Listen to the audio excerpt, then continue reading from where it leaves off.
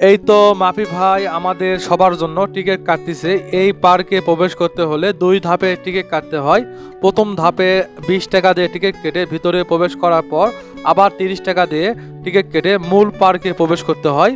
আমাদের টিকিট কাটা শেষ, এখন আমরা ভিতরে প্রবেশ করতেছি। দেখতেই পাচ্ছেন ভিডিও স্ক্রিনে কত সুন্দর একটা জায়গা, মাশাআল্লাহ। আজকে বহু লোকজন এসেছে, বিশেষ করে বিকেলবেলা প্রচুর লোকজন হয়। শহরের বিভিন্ন জায়গা থেকে লোকজন আসে, দেশের বিভিন্ন জায়গা থেকে লোকজন আসে। আমাদের বাইক এখানে গ্যারেজ করলাম, এই যে দেখুন এখানে গ্যারেজ কাউন্টার। এখানে গাড়িগুলো রেখে এখন আমরা ভিতরে প্রবেশ করব। তার আগে আমরা আবার টিকিট কাটবো 30 টাকা দিয়ে জনপ্রতি। অনেক সুন্দর একটা জায়গা আর অনেক বড় একটা লেক। যারা এই পার্কটা ঘুরে ঘুরে দেখেছেন তারা অবশ্যই কমেন্ট করে জানাবেন কেমন এই পার্কটা। আর যারা দেখেননি তারা অবশ্যই দেখবেন।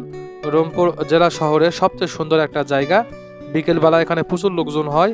এটি বাইরের পথ, এদের দেখুন আমরা এই পথ দিয়ে বাইর হব আর এই পথ দিয়ে ভিতরে প্রবেশ করব। এদের দেখুন আমরা এগিয়ে যাচ্ছি সামনের দিকে, অনেক লোকজন এসেছে। এখানে প্রচুর লোকজন হয় বিশেষ করে বিকেলবেলা। আপনারাও ঘুরে যাবেন এই সুন্দর জায়গাটা, মাশাআল্লাহ। পুরো জায়গাটা ঘুরে ঘুরে দেখবো, আপনাদের দেখাবো।